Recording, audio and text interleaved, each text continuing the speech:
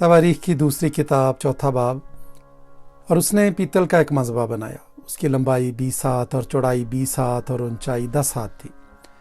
और उसने एक ढाला हुआ बड़ा हौज बनाया जो एक किनारे से दूसरे किनारे तक 10 हाथ था और गोल था। और उसकी ऊंचाई 5 हाथ थी और उसका घेर 30 हाथ के नाप का था। और उसके नीचे बैलों की सूरतें उसके गिरदा गिर्द 10-10 हाथ तक थीं और उस बड़े हौज को चारों तरफ से घेरे हुए थी। ये बैल 2 कतारों में थे और उसी के साथ ढाले गए थे। और वो 12 बैलों पर धरा हुआ था, 3 का रुख शिमाल की तरफ और 3 का रुख मगरिब की तरफ और 3 का रुख जुनूब की तरफ और 3 का रुख मशरिक की तरफ था। और वो बड़ा हौज उनके ऊपर था और उन सब के पिछले आज़ा अंदर के रुख थे। उसकी मोटाई 4 उंगल की थी और उसका किनारा प्याले के किनारे की तरह और सूसन के फूल से मुशाबे था। उसमें 3000 बत की समाई थी। और उसने 10 हौज भी बनाए और 5 दहनी और 5 बाईं तरफ रखे ताकि उनमें सोख्तनी कुर्बानी की चीज़ें धोई जाएं। उनमें वो उन्हीं चीज़ों को धोते थे, पर वो बड़ा हौज काहिनों के नहाने के लिए था। और उसने सोने के 10 शमादान उस हुक्म के मुआफिक बनाए जो उनके बारे में मिला था। उसने उनको हैकल में 5 दहनी और 5 बाईं तरफ रखा। और उसने 10 मेज़ें भी बनाई और उनको हैकल में 5 दहनी और 5 बाईं तरफ रखा। और उसने सोने के 100 कटोरे बनाए। और उसने काहिनों का सेहन और बड़ा सेहन और उस सेहन के दरवाज़ों को बनाया और उनके किवाड़ों को पीतल से मंढा। और उसने उस बड़े हौज को मशरिक की तरफ दाहिने हाथ जनूबी रुख पर रखा। और हुराम ने बर्तन और बेलचे और कटोरे बनाए।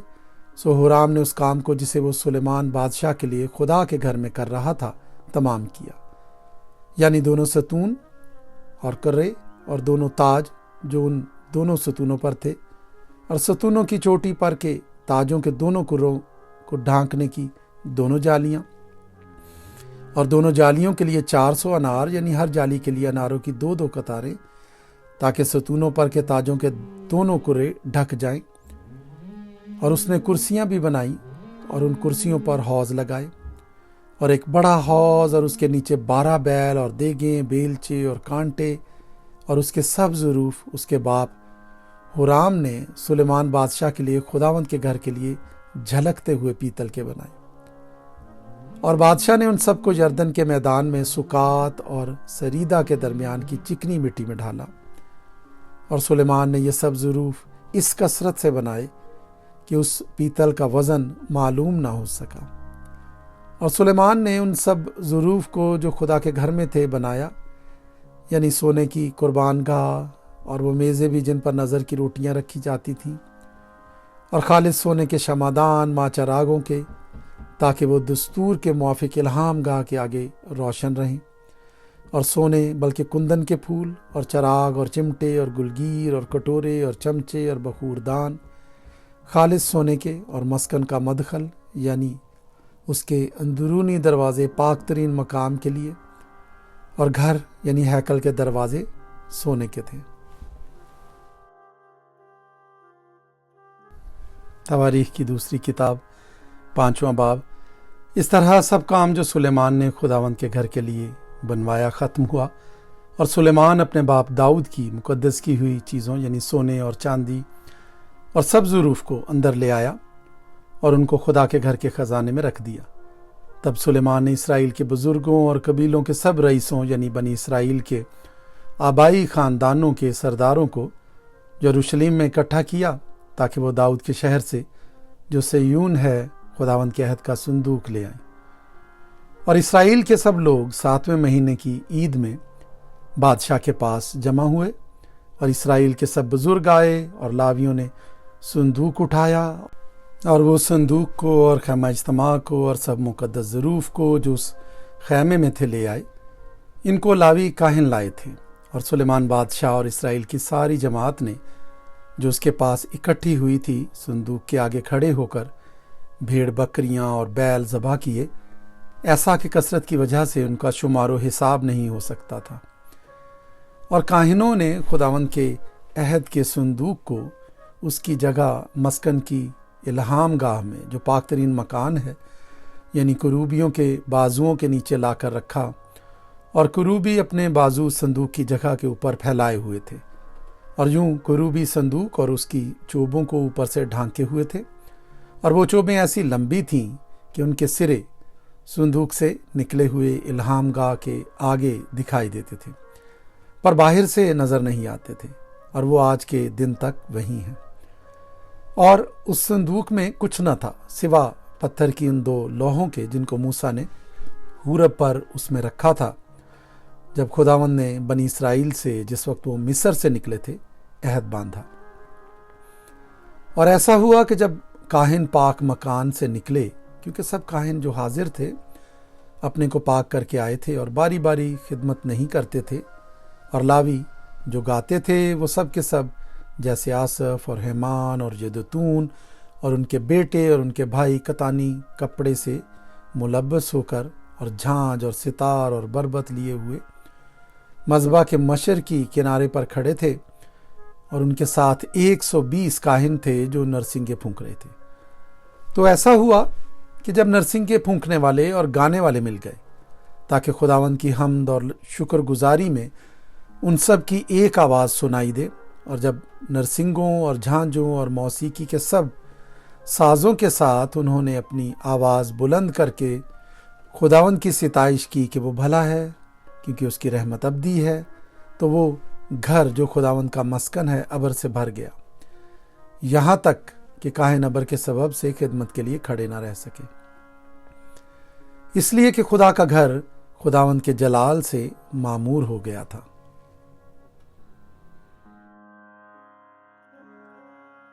تواریخ کی دوسری کتاب 6 باب۔ تب سلیمان نے کہا، خداوند نے فرمایا ہے کہ وہ گہری تاریکی میں رہے گا، لیکن میں نے ایک گھر تیرے رہنے کے لیے، بلکہ تیری دائمی سکونت کے واسطے ایک جگہ بنائی ہے۔ اور بادشاہ نے اپنا منہ پھیرا اور اسرائیل کی ساری جماعت کو برکت دی، اور اسرائیل کی ساری جماعت کھڑی رہی۔ سو اس نے کہا، خداوند اسرائیل کا خدا مبارک ہو، جس نے اپنے منہ سے میرے باپ داؤد سے کلام کیا، اور اسے اپنے ہاتھوں سے یہ کہہ کر پورا کیا کہ جس دن سے میں اپنی قوم کو ملک مصر سے نکال لایا، تب سے میں نے اسرائیل کے سب قبیلوں میں سے نہ تو کسی شہر کو چنا تاکہ اس میں گھر بنایا جائے اور وہاں میرا نام ہو، اور نہ کسی مرد کو چنا تاکہ وہ میری قوم اسرائیل کا پیشوا ہو، پر میں نے یروشلم کو چنا کہ وہاں میرا نام ہو، اور داؤد کو چنا تاکہ وہ میری قوم اسرائیل پر حاکم ہو۔ اور میرے باپ داؤد کے دل میں تھا کہ خداوند اسرائیل کے خدا کے نام کے لیے ایک گھر بنائے، پر خداوند نے میرے باپ داؤد سے کہا، چونکہ میرے نام کے لیے ایک گھر بنانے کا خیال تیرے دل میں تھا، سو تو نے اچھا کیا کہ اپنے دل میں ایسا ٹھانا، تو بھی تو اس گھر کو نہ بنانا، بلکہ تیرا بیٹا جو تیرے صلب سے نکلے گا وہی میرے نام کے لیے گھر بنائے گا۔ اور خداوند نے اپنی وہ بات جو اس نے کہی تھی پوری کی، کیونکہ میں اپنے باپ داؤد کی جگہ اٹھا ہوں، اور جیسا خداوند نے وعدہ کیا تھا میں اسرائیل کے تخت پر بیٹھا ہوں، اور میں نے خداوند اسرائیل کے خدا کے نام کے لیے اس گھر کو بنایا ہے، اور وہیں میں نے وہ صندوق رکھا ہے جس میں خداوند کا وہ عہد ہے جو اس نے بنی اسرائیل سے کیا۔ اور سلیمان نے اسرائیل کی ساری جماعت کے روبرو خداوند کے مذبح کے آگے کھڑے ہو کر اپنے ہاتھ پھیلائے، کیونکہ سلیمان نے 5 ہاتھ لمبا اور 5 ہاتھ چوڑا اور 3 ہاتھ اونچا پیتل کا ایک ممبر بنا کر صحن کے بیچ میں اسے رکھا تھا، اسی پر وہ کھڑا تھا۔ سو اس نے اسرائیل کی ساری جماعت کے روبرو گھٹنے ٹیکے اور آسمان کی طرف اپنے ہاتھ پھیلائے، اور کہنے لگا، اے خداوند اسرائیل کے خدا، تیری مانند نہ تو آسمان میں نہ زمین پر کوئی خدا ہے۔ تو اپنے ان بندوں کے لیے جو تیرے حضور اپنے سارے دل سے چلتے ہیں عہد اور رحمت کو نگاہ رکھتا ہے، تو نے اپنے بندے میرے باپ داؤد کے حق میں وہ بات قائم رکھی جس کا تو نے اس سے وعدہ کیا تھا۔ تو نے اپنے منہ سے فرمایا، اور اسے اپنے ہاتھ سے پورا کیا جیسا آج کے دن ہے۔ اب اے خداوند اسرائیل کے خدا، اپنے بندے میرے باپ داؤد کے ساتھ اس قول کو بھی پورا کر جو تو نے اس سے کیا تھا کہ تیرے ہاں میرے حضور اسرائیل کے تخت پر بیٹھنے کے لیے آدمی کی کمی نہ ہوگی، بشرطے کہ تیری اولاد جیسے تو میرے حضور چلتا رہا ویسے ہی میری شریعت پر عمل کرنے کے لیے اپنی راہ کی احتیاط رکھے۔ اور اب اے خداوند اسرائیل کے خدا، جو قول تو نے اپنے بندے داؤد سے کیا تھا وہ سچا ثابت کیا جائے۔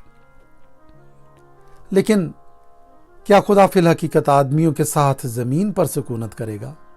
دیکھ، آسمان بلکہ آسمانوں کے آسمان میں بھی تو سما نہیں سکتا، تجھے گھر تو کچھ بھی نہیں جسے میں نے بنایا۔ تو بھی ہے خداوند میرے خدا، اپنے بندے کی دعا اور مناجات کا لحاظ کر کے اس فریاد اور دعا کو سن لے جو تیرا بندہ تیرے حضور کرتا ہے، تاکہ تیری آنکھیں اس گھر کی طرف، یعنی اسی جگہ کی طرف جس کی بابت تو نے فرمایا کہ میں اپنا نام وہاں رکھوں گا، دن اور رات کھلی رہیں، تاکہ تو اس دعا کو سنے جو تیرا بندہ اس مقام کی طرف رخ کر کے تجھ سے کرے گا۔ اور تو اپنے بندے اور اپنے قوم اسرائیل کی مناجات کو جب اس جگہ کی طرف رخ کر کے کریں تو سن لینا، بلکہ تو آسمان پر سے جو تیری سکونت گاہ ہے سن لینا اور سن کر معاف کر دینا۔ اگر کوئی شخص اپنے پڑوسی کا گناہ کرے اور اسے قسم کھلانے کے لیے اس کو حلف دیا جائے اور وہ آ کر اس گھر میں تیرے مذبح کے آگے قسم کھائے، تو آسمان پر سے سن کر عمل کرنا اور اپنے بندوں کا انصاف کر کے بدکار کو سزا دینا، تاکہ اس کے اعمال کو اسی کے سر ڈالے اور صادق کو راست ٹھہرانا، تاکہ اس کی صداقت کے مطابق اسے جزا دے۔ اور اگر تیری قوم اسرائیل تیرا گناہ کرنے کے باعث اپنے دشمنوں سے شکست کھائے اور پھر تیری طرف رجوع لائے اور تیرے نام کا اقرار کر کے اس گھر میں تیرے حضور دعا اور مناجات کرے، تو آسمان پر سے سن کر اپنی قوم اسرائیل کے گناہ کو بخش دینا اور ان کو اس ملک میں جو تو نے ان کو اور ان کے باپ دادا کو دیا ہے پھر لے آنا۔ اور جب اس سبب سے کہ انہوں نے تیرا گناہ کیا ہو آسمان بند ہو جائے اور بارش نہ ہو،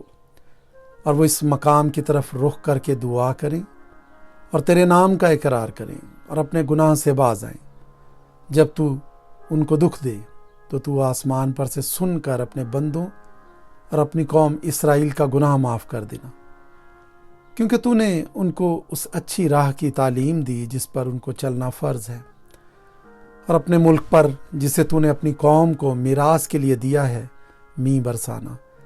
اگر ملک میں کال ہو، اگر وبا ہو، اگر باد سموم یا گروئی ٹڈی یا کملا ہو، اگر ان کے دشمن ان کے شہروں کے ملک میں ان کو گھیر لیں، غرض کیسی ہی بلا یا کیسا ہی روگ ہو، تو جو دعا اور مناجات کسی ایک شخص یا تیری ساری قوم اسرائیل کی طرف سے ہو، جن میں سے ہر شخص اپنے دکھ اور رنج کو جان کر اپنے ہاتھ اس گھر کی طرف پھیلائے، تو آسمان پر سے جو تیری سکونت گاہ ہے سن کر معاف کر دینا، اور ہر شخص کو جس کے دل کو تو جانتا ہے اس کی سب روش کے مطابق بدلہ دینا، کیونکہ فقط تو ہی بنی آدم کے دلوں کو جانتا ہے، تاکہ جب تک وہ اس ملک میں جسے تو نے ہمارے باپ دادا کو دیا جیتے رہیں، تیرا خوف مان کر تیری راہوں میں چلیں۔ اور وہ پردیسی بھی جو تیری قوم اسرائیل میں سے نہیں ہے، جب وہ تیرے بزرگ نام اور قوی ہاتھ اور تیرے بلند بازو کے سبب سے دور ملک سے آئے اور آ کر اس گھر کی طرف رخ کر کے دعا کرے، تو آسمان پر سے جو تیری سکونت گاہ ہے سن لینا، اور جس جس بات کے لیے وہ پردیسی تجھ سے فریاد کرے اس کے مطابق کرنا، تاکہ زمین کی سب قومیں تیرے نام کو پہچانیں اور تیری قوم اسرائیل کی طرح تیرا خوف مانے، اور یہ جان لیں کہ یہ گھر جسے میں نے بنایا ہے تیرے نام کا کہلاتا ہے۔ اگر تیرے لوگ خواہ کسی راستے سے تو ان کو بھیجے اپنے دشمن سے لڑنے کو نکلیں اور اس شہر کی طرف جسے تو نے چنا ہے اور اس گھر کی طرف جسے میں نے تیرے نام کے لیے بنایا ہے رخ کر کے تجھ سے دعا کریں، تو آسمان پر سے ان کی دعا اور مناجات کو سن کر ان کی حمایت کرنا، اگر وہ تیرا گناہ کریں، کیونکہ کوئی انسان نہیں جو گناہ نہ کرتا ہو، اور تو ان سے ناراض ہو کر ان کو دشمن کے حوالے کر دے، ایسا کہ وہ دشمن ان کو اسیر کر کے دور یا نزدیک ملک میں لے جائے، تو بھی اگر وہ اس ملک میں جہاں اسیر ہو کر پہنچائے گئے ہوش میں آئیں اور رجوع لائیں اور اپنی اسیری کے ملک میں تجھ سے مناجات کریں اور کہیں کہ ہم نے گناہ کیا، ہم ٹیڑھی چال چلے اور ہم نے شرارت کی، سو اگر وہ اپنی اسیری کے ملک میں جہاں ان کو اسیر کر کے لے گئے ہوں اپنے سارے دل اور اپنی ساری جان سے تیری طرف پھریں اور اپنے ملک کی طرف جو تو نے ان کے باپ دادا کو دیا، اور اس شہر کی طرف جسے تو نے چنا ہے، اور اس گھر کی طرف جو میں نے تیرے نام کے لیے بنایا ہے، رخ کر کے دعا کریں، تو آسمان پر سے جو تیری سکونت گاہ ہے ان کی دعا اور مناجات سن کر ان کی حمایت کرنا، اور اپنی قوم کو جس نے تیرا گناہ کیا ہو معاف کر دینا۔ پس اے میرے خدا، میں تیری منت کرتا ہوں کہ اس دعا کی طرف جو اس مقام میں کی جائے تیری آنکھیں کھلی اور تیرے کان لگے رہیں۔ سو اب اے خداوند خدا، تو اپنی قوت کے صندوق سمیت اٹھ کر اپنی آرام گاہ میں داخل ہو۔ اے خداوند خدا، تیرے کائن نجات سے ملبس ہوں اور تیرے مقدس نیکی میں مگن رہیں۔ اے خداوند خدا، تو اپنے ممسوح کی دعا نامنظور نہ کر، تو اپنے بندے داؤد پر کی رحمتیں یاد فرما۔